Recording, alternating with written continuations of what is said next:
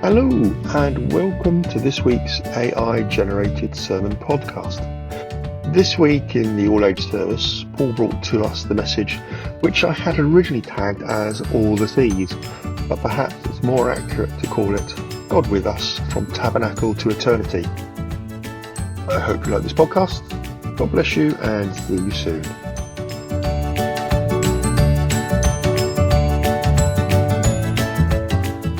Welcome to The Deep Dive. We're your source for cutting through all that noise and really getting to the insights you need. You're here because, well, you value knowledge that's not just quick, but thorough and hopefully pretty fascinating too. And today, we're diving deep into something built around a really compelling audio source. It unpacks quite a rich historical and spiritual story.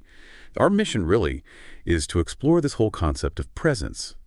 We're going to look at how historically people understood this kind of separation between, let's say, the divine and humanity, and then how that big barrier was bridged and, what that all means for feeling connected today. And even thinking about the future. We're pulling out the key insights from this powerful narrative for you. So let's unpack this. Have you ever felt that sense of distance, maybe, from something important, or just wondered about barriers that seem to be there? Our story starts way back.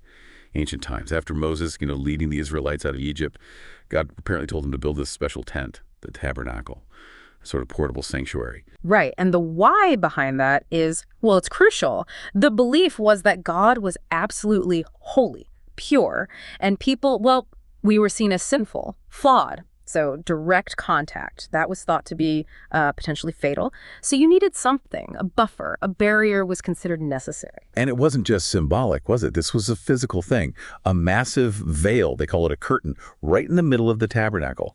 Its job was literally to separate the people's area from where God's presence was understood to be. And it wasn't flimsy either. The source mentions it was much thicker than like a normal veil. Pretty substantial. Exactly. And that carried forward. Later, in the big temple in Jerusalem, same idea, but maybe even more imposing. The details suggest it was likely purple, valuable, and nice and thick.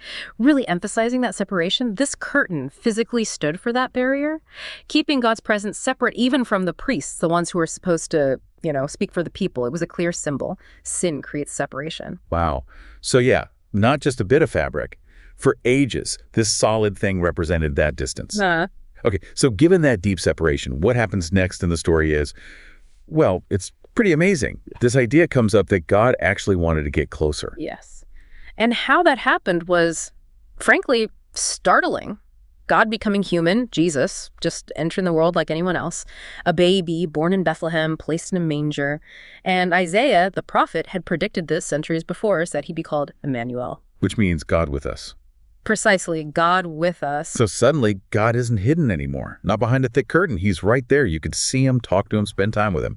Physically present. Yeah, people could finally see what God was actually like through Jesus. And Jesus himself said it, didn't he? In John's gospel, anyone who has seen me has seen the Father. He didn't just, pop in for a visit. He lived it. The full human experience, joy, sadness, hunger, thirst. He was betrayed, felt pain, was homeless at times, faced temptations.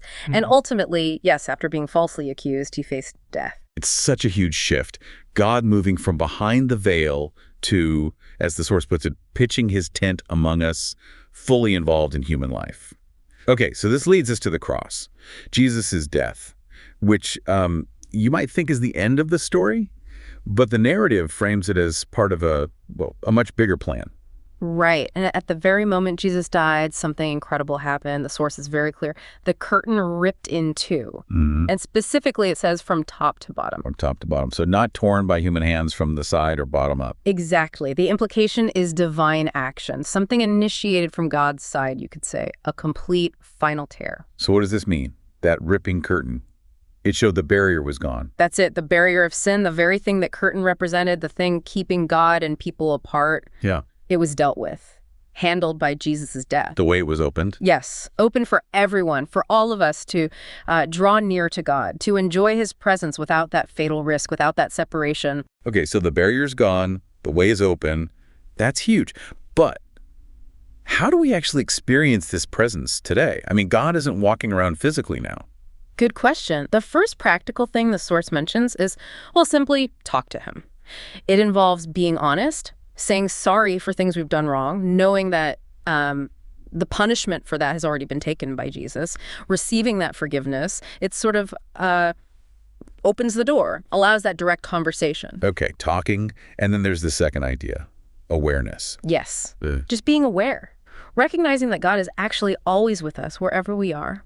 That sounds simple, but maybe not always easy to practice. True. Life gets busy. The source gives some examples, like when you're out walking in nature, maybe somewhere quiet, peaceful, no reception there even, it says. That helps you focus, talk to God. Right. Easier than in the office, maybe? Yeah. Yeah, probably.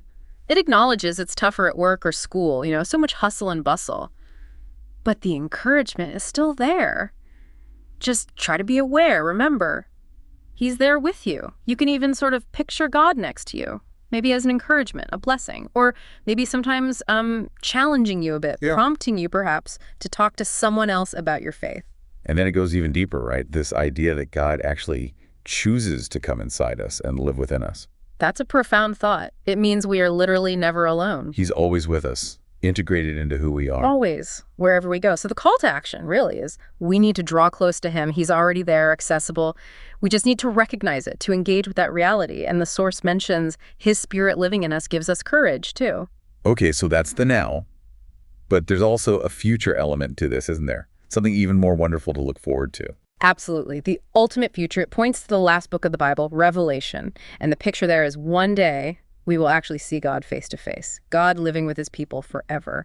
No barriers at all. Wow. And that future state, that's described as totally different. No more bad rubbish of earth, as the source puts it. No more death, no sickness, no suffering. God fully reigning as king. A completely restored reality. But while we wait for that day, the message is clear. God loves us now. He wants that relationship now. And he promises for those who follow him to be always with us. That verse from Matthew is so powerful, isn't it? I am with you always to the very end of the age. That's quite a promise to hold on to. It really is. So thinking about all this, what stands out to you listening? When during your week might you particularly need that reminder, that knowledge, that God is right there with you? This whole deep dive, it really brings home one core message. God desires a relationship with every single one of us. He's not picking and choosing favorites. He's actively seeking connection. There's that image from Revelation 3:20. It's so vivid. Here I am. I stand at the door and knock. If anyone hears my voice and opens the door, I will come in and I'll eat with that person and they with me.